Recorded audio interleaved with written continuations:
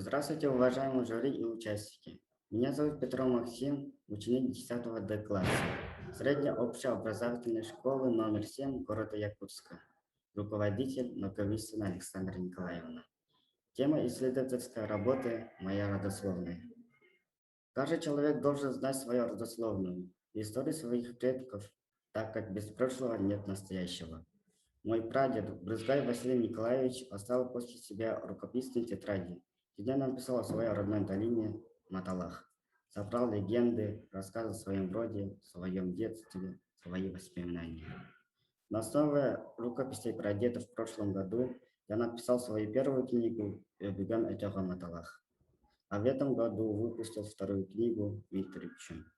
Для дополнения своей книги я решил изучить свое родословное и составить генеалогическое дерево. Цель исследования – изучение истории своей семьи. Задача исследования. Первое. Собрать информацию о родных и предках, входящих в генеалогическое дерево. Второе. Рассказать о наиболее ярких представителях семьи. Третье.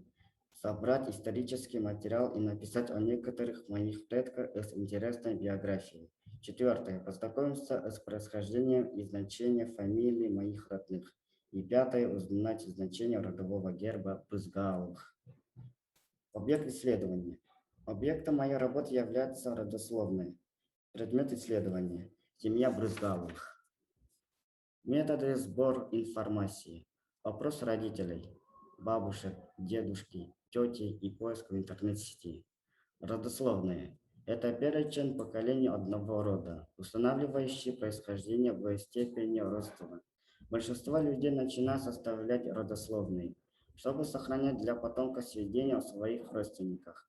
Все наши родственные связи напоминают огромное дерево или ветвистый куст. В генеалогии принято два вида родословные – восходящая и нисходящая. Я составил план изучения истории своей родословной. Первое. Сбор информации о предках моего рода. Второе. Изучение рукописей прадеда. Третье. Изучение мест проживания предков. Четвертое. Систематизация и оформление документов. Составление генеалогического дерева. Прародителем рода Брызгаевых является Мунюр или Багнан Семен.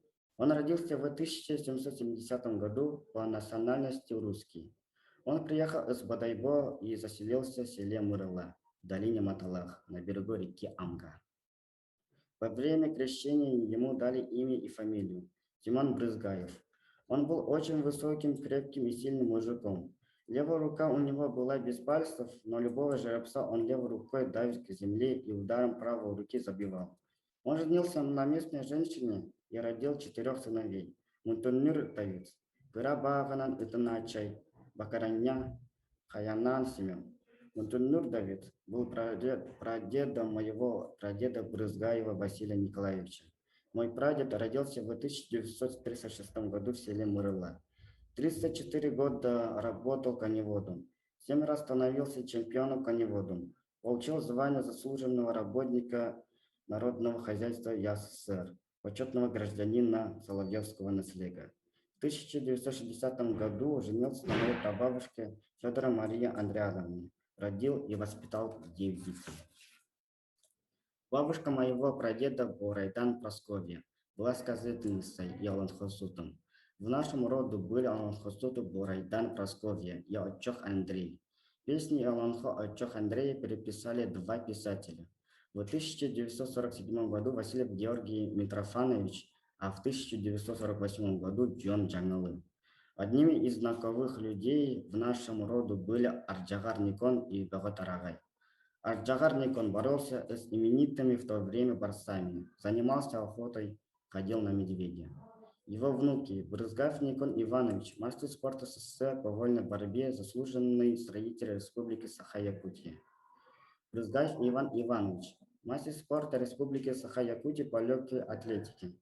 Беготарагай Прокопий был знаменитым борцом. В 1915 году до города Якутска доходит слух, что в Батурусском улусе есть борец, не знающий поражения.